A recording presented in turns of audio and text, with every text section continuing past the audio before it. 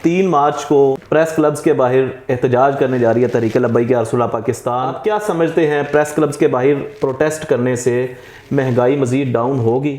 पहले जो लोग कहते थे ना कि साद हुसैन रिजवी सिर्फ मजहबी चीज़ों के ऊपर बाहर निकलता है, लोगों की तो सुनता ही नहीं है, इसको तो महंगाई से लेना देना ही कोई नहीं है, इसको तो अवाम की फ़िक्र ही कोई नहीं है, ये तो अपने तीन बस वो चीज़ें हैं बेनूवत और कश्मीर का मामला या आसिया के ऊपर वो का बात की है या कुरान पाक की खुदा न खासा कोई बेहुरमती करता है उसके मामले में मज़हब पे निकलते हैं जी, अवाम की तो बात नहीं करते। लोग कर ली अब बात। अब क्या हुआ उस टाइम की जब सब अपनी अपनी दौड़ में लगे हुए हैं, इमरान खान, नवाज शरीफ, पीडीएम सारी मिलके कि इलेक्शन करवा लो, इलेक्शन ना करवा लो, और उधर से क्या कर रहे हैं, अवाम को महंगाई के अंदर पिसवा रहे थे।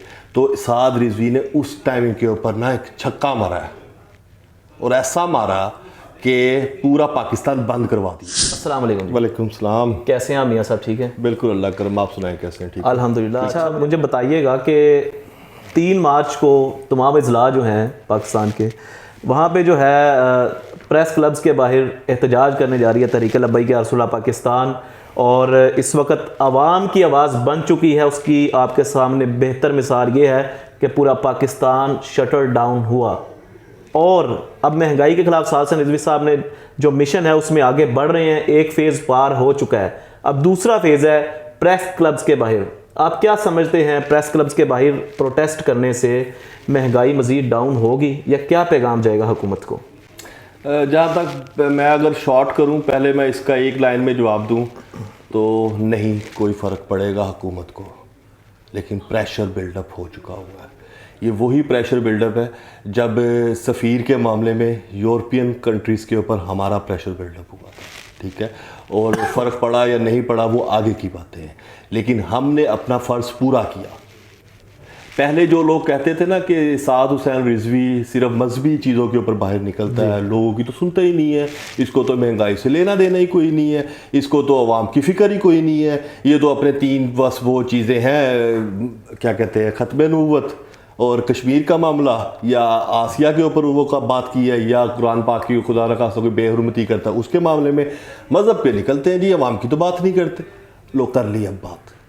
अब क्या हुआ, ठीक है, उस टाइम की जब सब अपनी अपनी दौड़ में लगे हुए हैं, इमरान खान, नवाज शरीफ, पीडीएम सारी मिलके कि इलेक्शन करवा लो, इलेक्शन ना करवा लो, और उधर से क्या कर रहे हैं, अवाम को महंगाई के अंदर पिसवा रहे थे।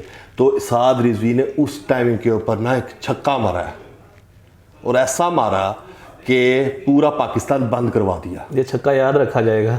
हाँ ना, किसी के उनके वहमो गुमान में उन्होंने कहा उसने कॉल दे दी है, कोई भी नहीं बंद करेगा ना दुकानें।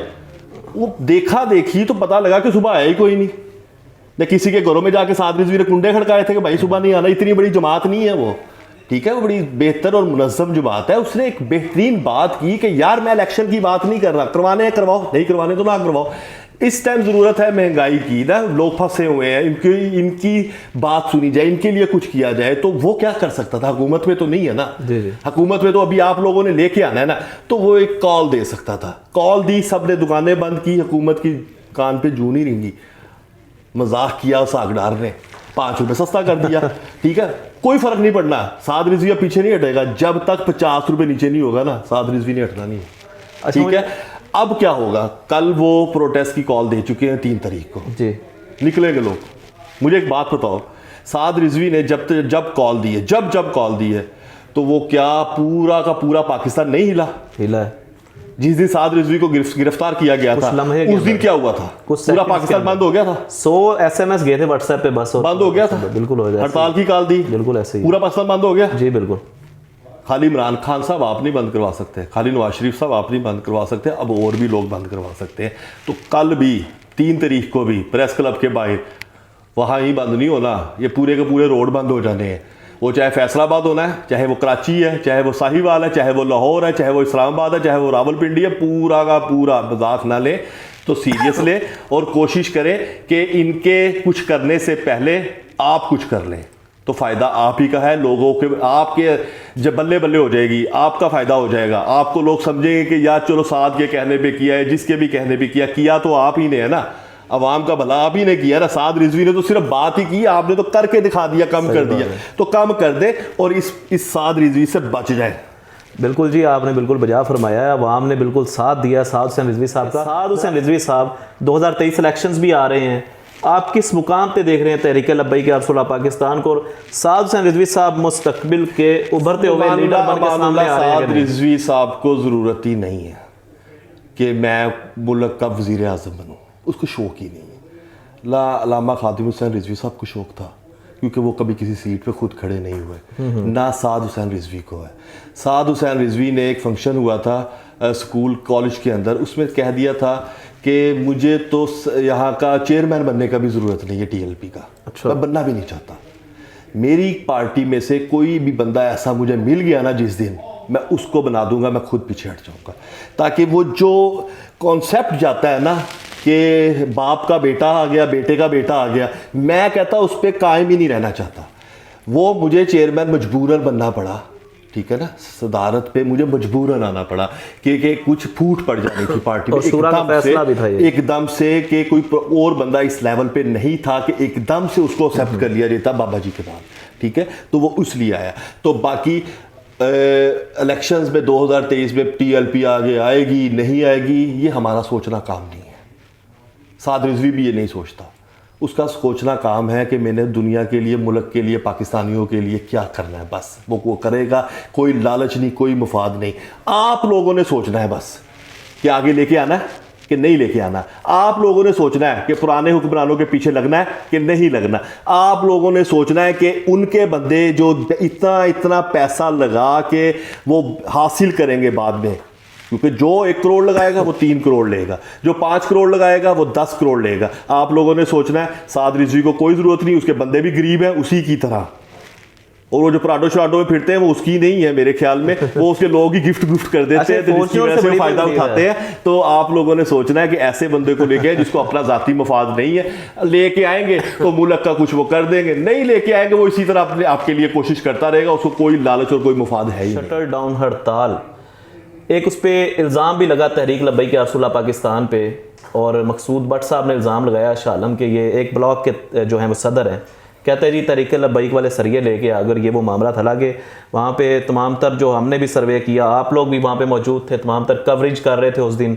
बताइए कोई इस तरह का सीन था कि 1000 से ज़्यादा लोग सरिये लेके आए हों, दुकानें बंद कराई हों? देखिए, इसमें सबसे पहले मानूला मैं ये कहूँगा, सहाफ़ियों से भी अथेंटिक रिपोर्ट मानी जाती है अदारों की। जी, जैसे ही प्रोटेस्ट ख़त्म हुआ तो अदारों ने पूरे पाकिस्तान में अपनी एक रिपोर्ट अपने हायर मैनेजमेंट को देनी होती है कि ये प्रोटेस्ट कैसा था जी, ये लोगों के जो सड़कों पे निकले थे उन लोगों का रवैया कैसा था, कोई प्रॉब्लम्स तो नहीं हुई, किसी जगह की कोई नुकसान तो नहीं किसी को पहुंचाया गया, ठीक है, कोई जानी नुकसान तो नहीं हुआ, कोई माली नुकसान तो नहीं हुआ।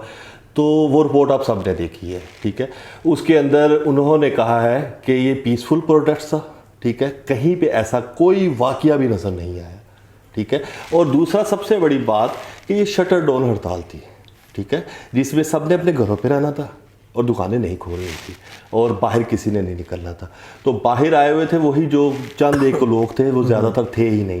तो ऐसा कहीं पे भी उन्होंने कोई रिपोर्ट नहीं शाया की और पीसफुल रिपोर्ट उन्होंने अपनी अदारों को दी है और वो उसमें ऐसा कुछ नहीं है।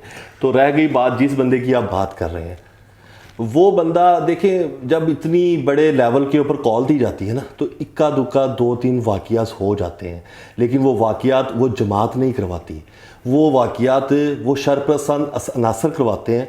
वो थोड़े से ना वो शैतान माइंड के जहन के लोग होते हैं जो कोशिश करते हैं कि इसके अंदर अपना रंग में भंग डाला जाए, ठीक है। तो उसका वो पर्सनल फेल था, उसने करवाने की कोशिश की लेकिन वो कामयाब नहीं हो सका। तो लिहाजा इसके ऊपर कोई बात करने की ज़रूरत ही नहीं है। वो आटे में नमक के बराबर वो उसने बात करने की कोशिश की, जो कि TLP के कारकुनों ने फ़ौरन ही कंट्रोल कर लिया था। मैं वहीं पे था। बहुत शुक्रिया जी मियाँ साहब आपका, आपने बड़ा बेहतरीन तज्जिया किया और आवाम के जहन में जो बातें उतरनी चाहिए थी वो आपने उनके दिलों में उतार दी हैं कोशिश करके। हम कोशिश करते रहते हैं जी, बाकी फ़ैसला आप लोगों ने करना है, आवाम ने करना है, क्या करना है, क्या सही है क्या गलत है। वो सिर्फ बातों पे जाना है रियासत मदीना की और महंगाई रोज़गार के ऊपर, या अमली सियासत में, अमली दुनिया में आप कुछ देखना चाहते हैं या आप कुछ चाहते हैं कि ऐसे बंदे आएँ जो सच बोलते हैं और उसी पे डटे रहें, ये इन्हीं का फ़ैसला है। अल्लाह करम करेगा इंशाल्लाह। नाज़रीन, आप देख रहे थे हमारा प्रोग्राम और हमारे साथ मौजूद इमरान साहब, बेहतरीन तज्ज़िया हुआ। आप भी अपनी कीमती राय का इजहार कीजिएगा कमेंट सेक्शन में कि 3 मार्च को जो प्रेस क्लब्स के बाहर प्रोटेस्ट होने जा रहा है, क्या उससे महंगाई कम होगी, नहीं होगी, उसका क्या इफेक्ट्स पड़ेंगे। अपना बहुत सारा ख्याल रखिएगा। अल्लाह हाफिज़। पाकिस्तान और इस्लाम जिंदाबाद, पाक फ़ौज पाइंदाबाद।